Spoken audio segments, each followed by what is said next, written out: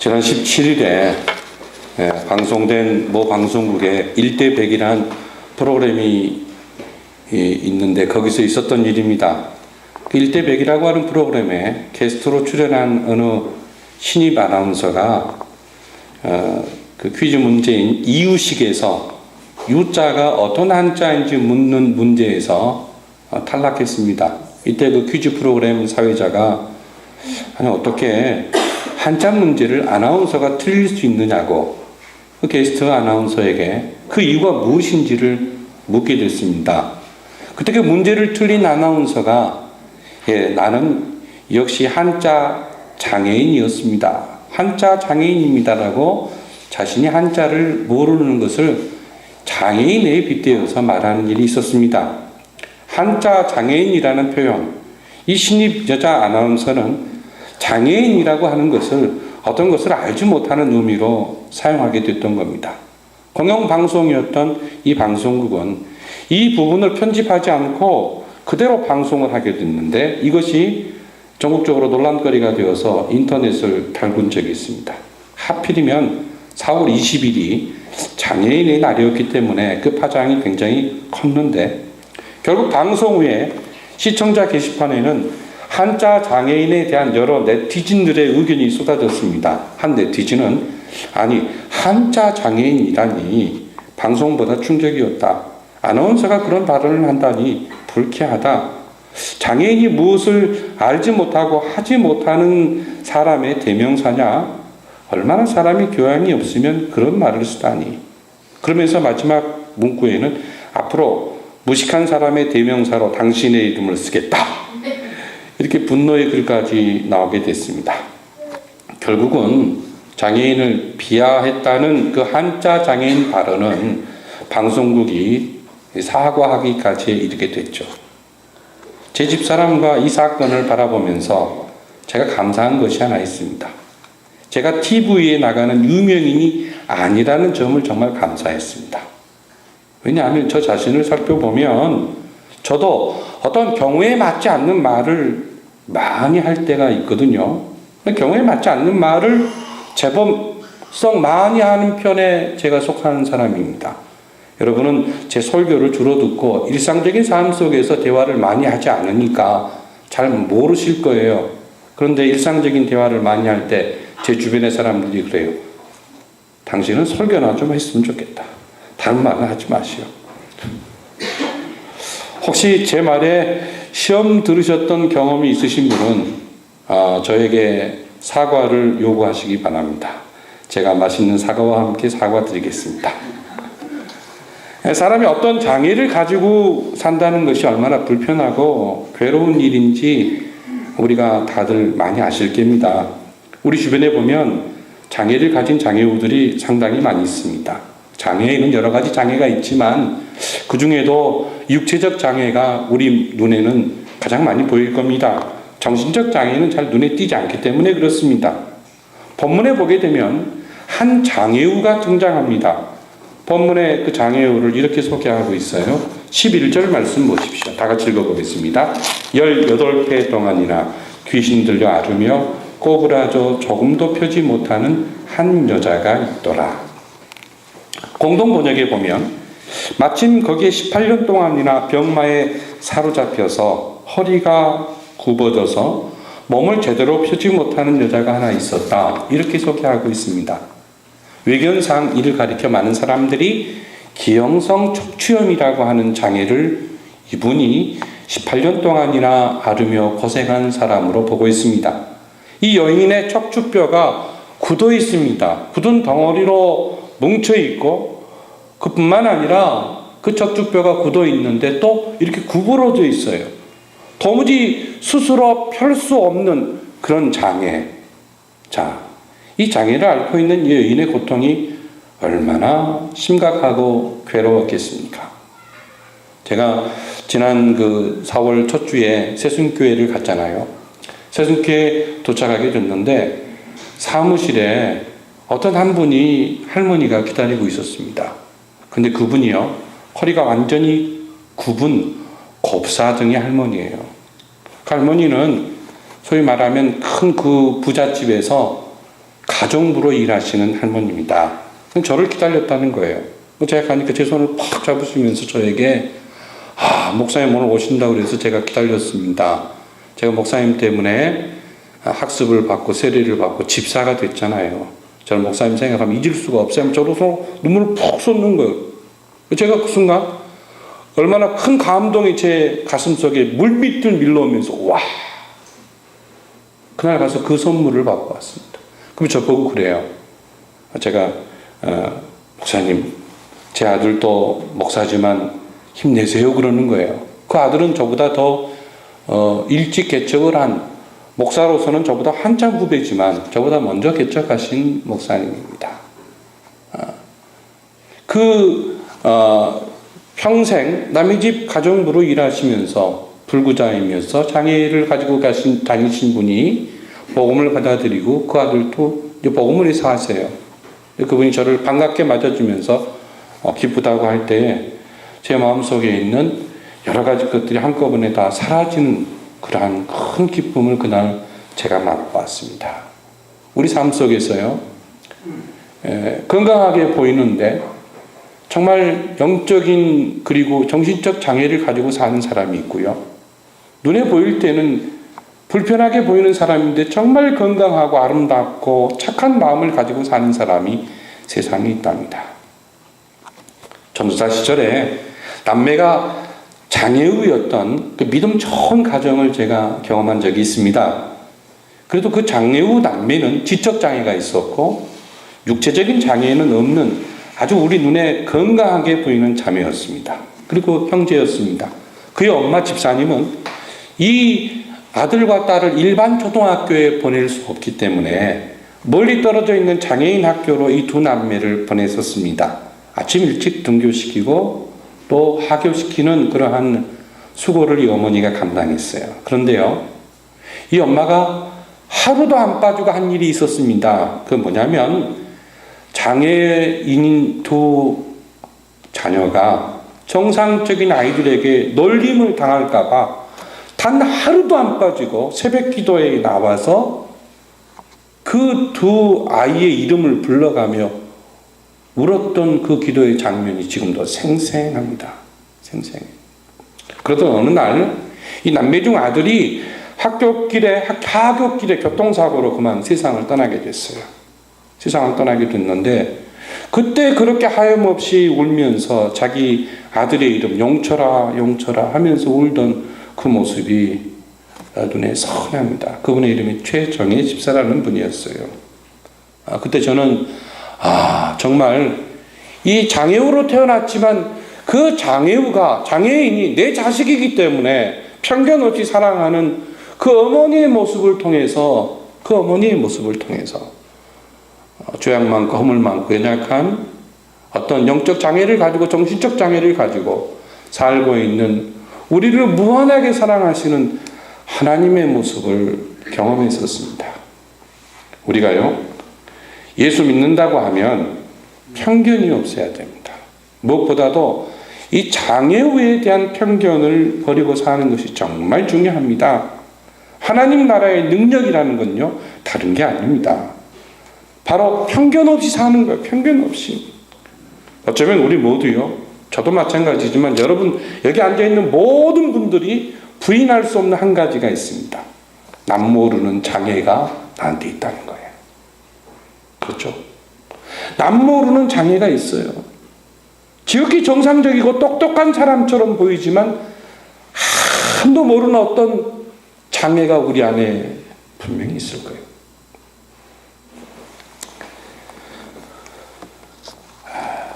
오늘 본문의 말씀을 통해 이 장애우를 고치시는 이 장면을 통해서 예수님이 장애우를 소중하게 여기심을 우리가 볼 수 있습니다. 회당에서 말씀을 가르치고 계실 때에 이 장애우 여인을 주님은 보시고 불러 이르십니다. 예수님은 장애로 고생하는 이 여인을 불쌍히 여기시고 부드러운 어투로 이 여인을 불러내시고 말씀하십니다. 여자야, 내가 내 병에서 놓였다. 그리고 동시에 안수하셔서 하나님 나라의 능력을 드러내실 때에 이 장애우가 병고침을 받게 됩니다. 자, 많은 사람들이 보는 중에 병 고침을 받은 장애웅은 이것이 하나님의 나라의 능력이라고 하는 사실, 하나님이 하신 일이라고 하는 사실을 드러내기 위해서 하나님께 영광을 돌립니다. 하나님 나라의 능력이 나타나는 거예요. 여러분 한번 생각해 보십시오. 여러분 주변에 이렇게 고통받는 분이 계시는데 하루아침에 자유와 해방을 누렸다고 생각해 보십시오. 그 문제로부터 탈출하는 복을 이뤘다고 생각해 보십시오. 여러분 어떻게 하시겠습니까? 저 같으면요, 제가 시골에 산다 그러면 최소한 돼지 한 마리는 잡겠어요. 좀 생활 형편이 좋으면 아니 소를 한 마리 잡아서 온 동네 잔치를 하겠습니다. 떡도 좀 하고요. 아니 목포 수산읍에 전화해서 흑산도 홍어도 좀 주문시키고요. 그럼 온 동네 잔치를 할 것 같아요. 온 동네 잔치를 할 것 같아요. 그런데 다음 구절을 보십시오. 다음 구절을 보면 기가 막히고 코가 막힐 일이 벌어지고 맙니다. 14절 말씀 보십시오. 14절 다 같이 읽어보겠습니다. 회당장이 예수께서 안식일에 병 고치시는 것을 분내어 무리에게 이르되 일할 날이 엿새가 있으니 그동안에 와서 고침을 받을 것이요 안식일에는 하지 말 것이니라 하거늘. 회당장이 지금 예수님이 장애우를 고쳤다고 화를 내고 있습니다. 분노하는 그 이유는 안식일을 예수님이 못 얻겠다고 하는 이유입니다. 어떻습니까 여러분? 이 회당장은 율법을 몰라도 한참을 모르고 있는 사람입니다. 이 회당장은 사람이 안식일을 위해서 있다라고 믿는 사람처럼 보여집니다. 여러분, 안식일을 위해 하나님이 사람을 만드셨습니까? 하나님이 사람을 위해 안식일을 제정하셨습니까? 사람을 위해 안식일이 존재합니다. 안식일을 위해서 사람이 있지 않잖아요. 주일이 있습니다. 주일이라고 하는 그 날을 위해서 우리가 존재합니까? 우리를 위해서 주일이라고 하는 것이 존재합니까? 꼭 기억하셔야 돼요. 이 부분에 대한 분명한 성경적인 믿음이 우리에게 필요합니다. 그런데 회당장은 오해하고 있었습니다. 회당장이 여기서 말하잖아요. 일할 날이 엿새가 있다. 분명히 맞는 말이죠? 틀린 말 아닙니다. 그렇지만 그의 문제는 참 안식의 주인이시고 영원한 안식의 주관자이신 예수님에 대한 지식과 믿음이 없다는 겁니다. 그래서 혼란스러웠던 거예요. 무엇이 충돌한 겁니까? 예수님이 하신 그 일과 자기가 믿고 있는 그 율법이 충돌한 겁니다.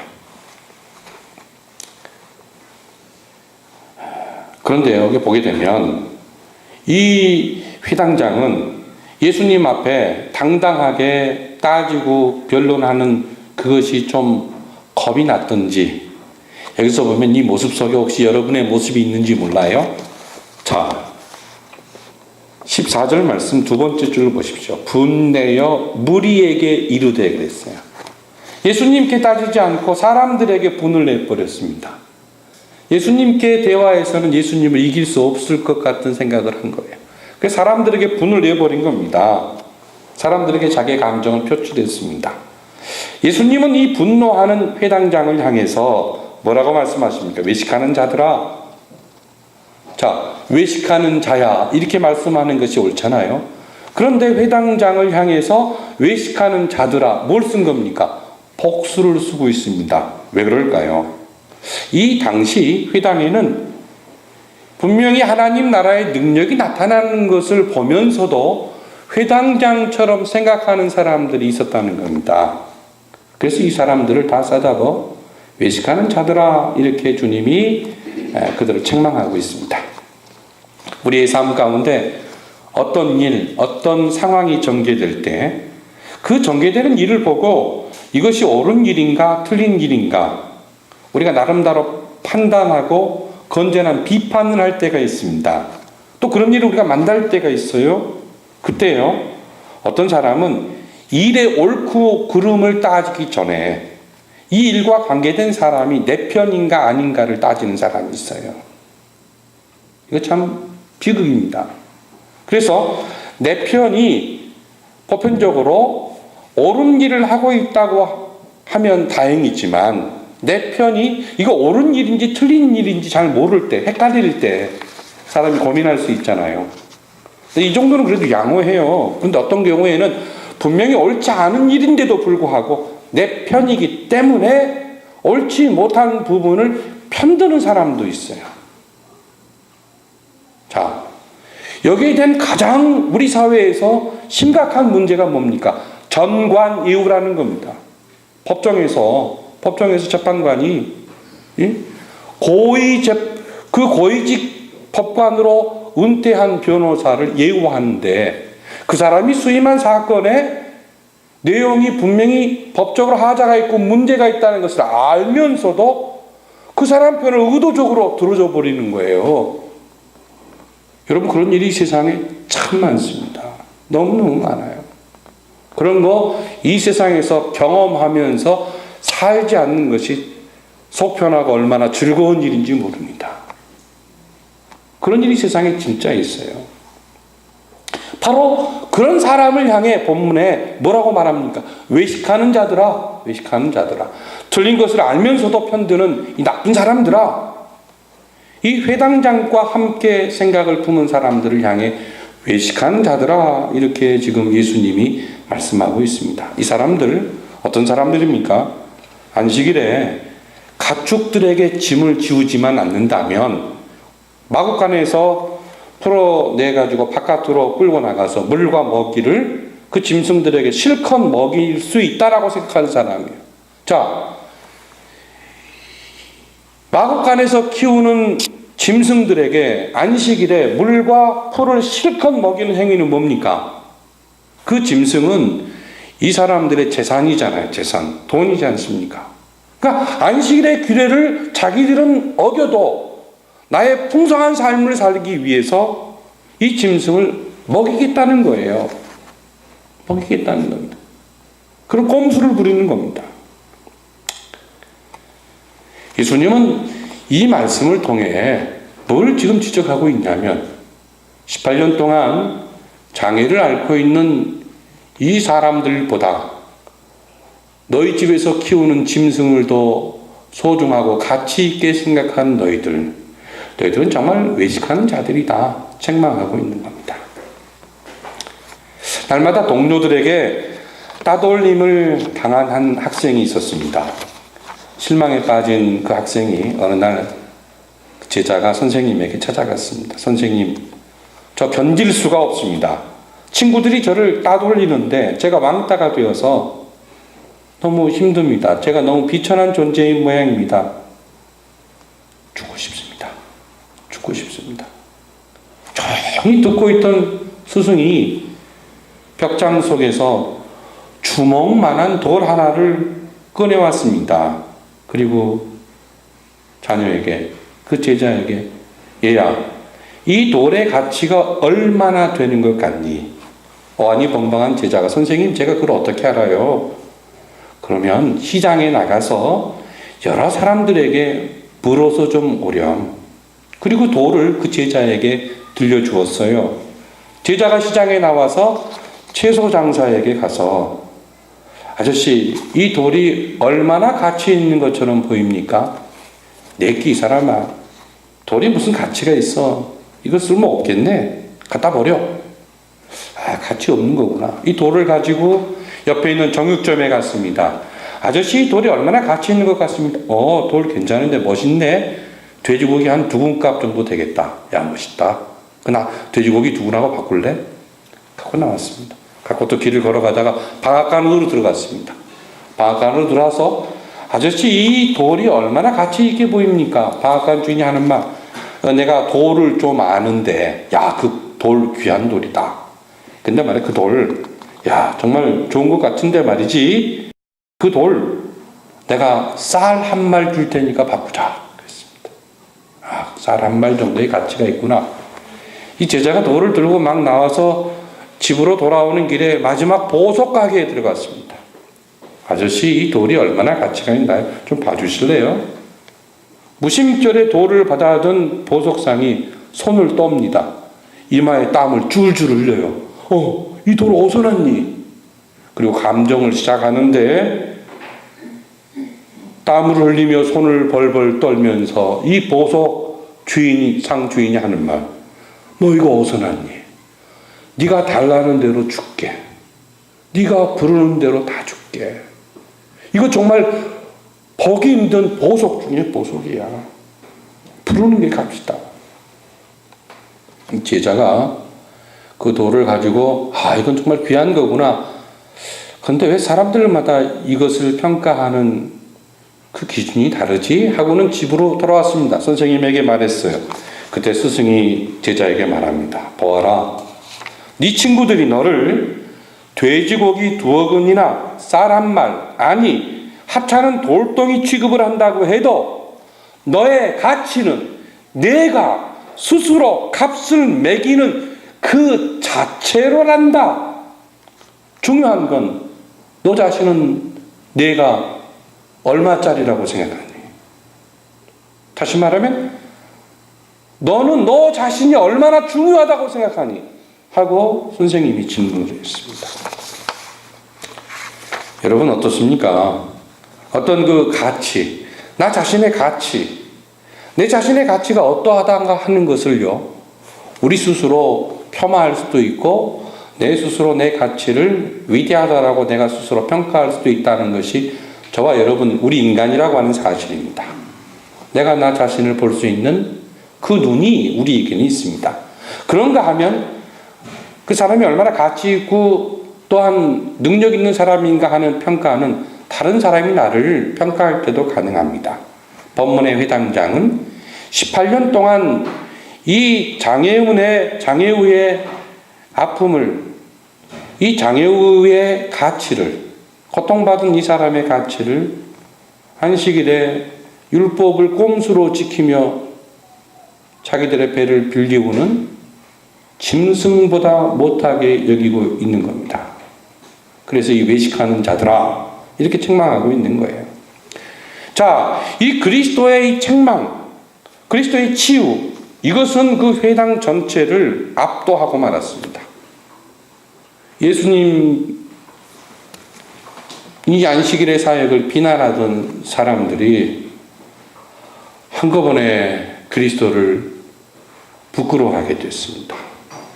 회당장과 무리가 부끄러워하게 되고 사람들은 이 일로 인하여 하나님 나라의 능력을 경험하고 기뻐하고 즐거워하게 됐습니다. 제가 오늘 말씀의 제목을 뭐라고 잡았죠? 다 같이 한번 제목 한번 읽어볼까요? 시작. 나라의 능력. 저는 이 사건을 통해 하나님 나라의 능력이 2가지로 나타났다고 생각이 됩니다. 그리고 이 2가지의 상황, 우리의 삶 속에서 탁월하게 적용이 되어야 한다고 믿습니다. 첫째로요, 하나님 나라의 능력은 긍휼과 치유로 나타납니다. 긍휼과 치유, 사랑이잖아요. 한번 생각해 보십시오. 누구를 불쌍히 여긴다는 것, 누구를 사랑한다는 것, 누구를 고쳐주고 싶다는 것, 이건 모두 다 공통점이 하나 있는데 상대방을 섬기고 싶은 마음을 갖는 겁니다. 하지만 율법은 그것을 가로막아 버려요. 뭐뭐 하기 때문에 사랑할 필요가 없다. 뭐뭐 하기 때문에 불쌍히 여길 필요가 없다. 뭐뭐 하기 때문에 섬길 필요가 없다. 이렇게 율법은 섬김과 사랑과 긍휼을 막아버려요. 그렇잖아요. 하나님 나라의 왕이신 예수님은 장애우 그 자체의 고통을 긍휼히 여기셨습니다. 그가 불쌍해서 견딜 수 없는 심정을 가지시고 그를 고쳐주셨습니다. 제가 그 재서만한 나이 때, 그 지방에 살 때 저희 집 가까운 곳에 고아원이 하나 있었는데 그 고아원에 저희 그 가족의 할아버님께서 근무를 하고 계셨습니다. 언젠가도 한번 말씀드렸던 것처럼 6.25 때 9.4일생으로 살아나셔서 목포 시장으로 가지 않으시고 공직을 은퇴하시고 고아원에서 평생을 보내시다가 거기서 순직하신 할아버님이에요. 할아버님이 그 고아원에 계셨기 때문에 결혼하기 직전에 저희 고모님들이나 이모들이 그 고아원에서 근무한 적이 있습니다. 그래서 제가 그 고아원에 자주 갔었어요. 저는 고아원의 냄새를 잘 압니다. 고아원에 가면은 조카가 왔다고, 귀한 손님 왔다고 맛있는 걸 내놓는데 못 먹겠는 거예요. 왜냐? 고아원의 독특한 그 냄새 때문에. 방에 들어가면 그 고아원에서 나는 독특한 채취가 있잖아요. 냄새가 있잖아요. 맛있는 반찬과 고기를 내와도 맛있게 먹을 수가 없는 거예요. 우리 집에서 그 느끼는 감정과 또 코로 맡는 그 냄새와 다르기 때문에 그래요. 그런데 우리 고모님들과 이모님들은 잘 잡수시더라고요. 근데 제가 어린 나이인데, 아주 어린데도 불구하고 제가 고민이 하나 있었어요. 왜 나는 못 먹고 저분들은 잘 먹을까? 제가 어린 나이. 그때 제가 어렸을 때 그런 생각을 했는 것 같아요. 나도 어른이 되면 저렇게 될까? 하는 생각을 했어요. 내가 어리기 때문에 저 냄새를 못 맡는다라고 나 생각했습니다. 어른이 되면 다 저걸 맡을 수도 있고, 그리고 냄새나는 아이들 껴안기도 하고 그 사이에서 잠도 잘 수가 있는 거구나. 나는 아직 어리니까 그런가 봐 하고는 지나쳤던 제 어린 시절이 있습니다. 말씀을 묵상하다 그 생각이 딱 났어요. 제 마음속에 이렇게 한번 적용해 봤습니다. 그러면 박 목사야, 넌 지금은 다 컸니? 넌 지금 다 성장했니? 라는 그 질문을 제가 제 스스로에게 하게 됐어요. 상대방의 연약함과 내가 맡고 싶지 않는 냄새와 그의 장애와 어려움과 고통을 내 가슴 속에서 녹여버리는, 용해시켜버리는 그것이 뭐냐면 하나님 나라의 능력이에요. 예수님은 그 일을 하신 겁니다. 그래서 그 장애우를 볼 때 불쌍히 여기신 거예요. 그의 문제가 가슴 속에서 녹아버린 겁니다. 그렇지만 해당 장은 율법적으로 안식일이기 때문에 안 된다 이렇게 얘기했어요.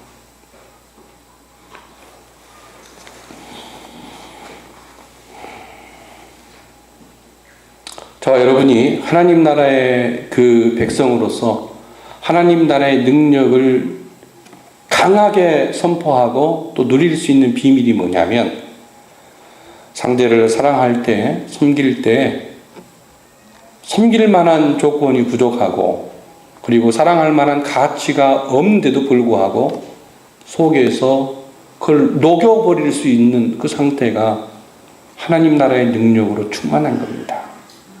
저와 여러분이 그런 사람이 되시기를 예수님의 이름으로 소원합니다.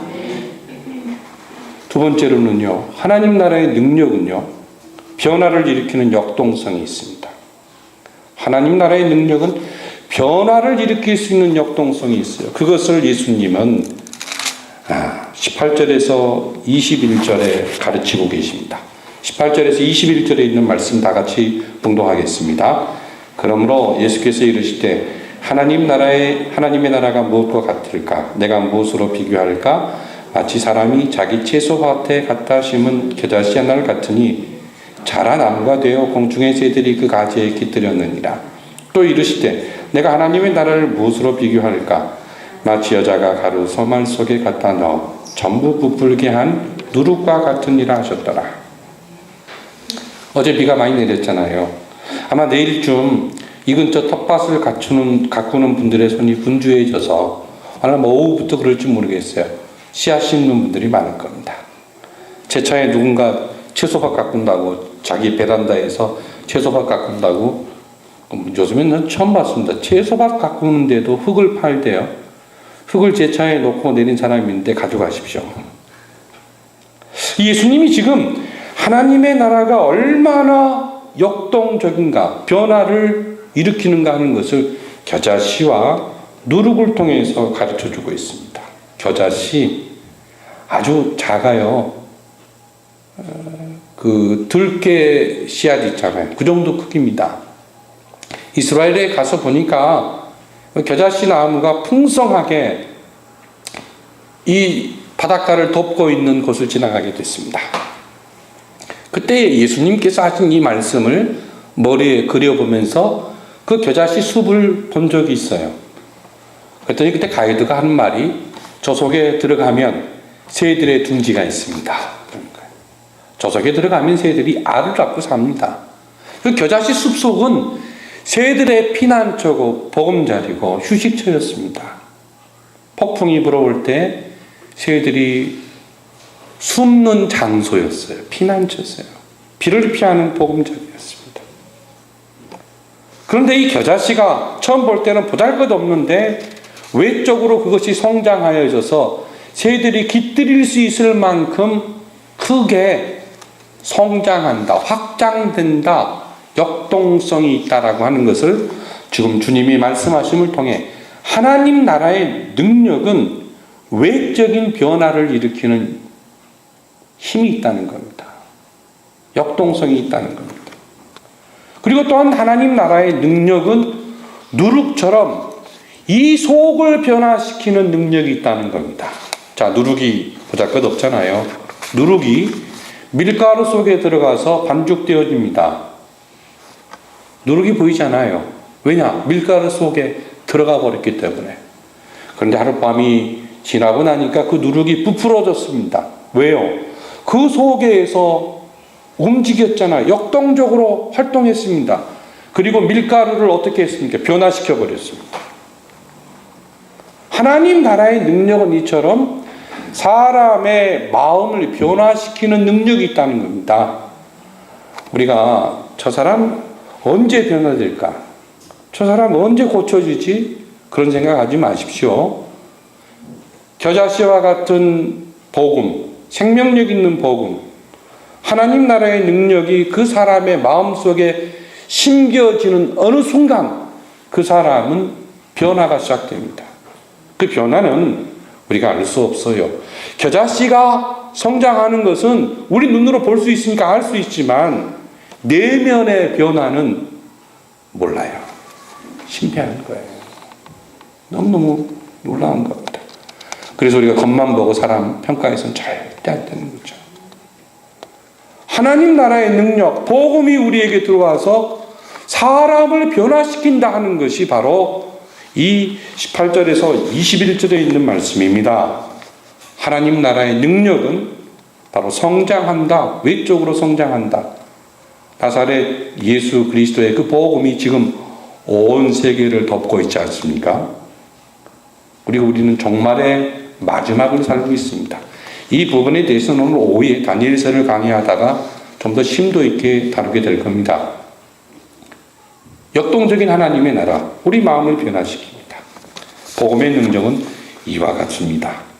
주 예수를 믿으라. 그리하면 너와 내 집이 구원을 얻으리라. 구원이라고 하는 것, 변화입니다. 변화. 어떤 사람이 우물에 빠져 있는데 공자님이 지나가시다가 그런 말을 했다고 그러죠. 여러분 많이 들었던 얘기입니다. 여보게, 내가 그렇게 그 우물에 들어가지 말라고 하지 않았는가? 왜 자네는 내 말을 듣지 않고 내가 들어가면 안 된다고 얼마나 말했는데? 그리고는 지나갑니다. 그 다음에 석가모니께서 지나가시다가 하시는 말씀. 여보게나, 자네 어떻게 하다가 그렇게 깊은 우물에 빠져서 고생하는가? 자네 참 불쌍하네. 남이 아무 답을 하고 갔어요. 참 어떻게 하다가 그런 데에 빠져서 그렇게 불쌍한 인생이 되었냐고. 참 안 됐다. 자비로운 마음을 드러내고 갔어요. 석가모니께서. 그런데 예수님이 지나가시면서 그 우물에 빠진 사람을 보고는 한 말씀도 안 하시고 본인도 우물에 퐁 같이 빠졌습니다. 그리고는 우물에 빠진 사람을 밀어 올려주시고 건져주셨다는 얘기입니다. 물론 지어낸 얘기입니다. 지어낸 얘기인데 우리가 하나님을 믿는다, 예수님을 믿는다라고 했을 때 그 하나님 나라의 능력, 예수님의 능력은 우물에 빠진 우리를 무한히 긍휼히 여기신다는 겁니다.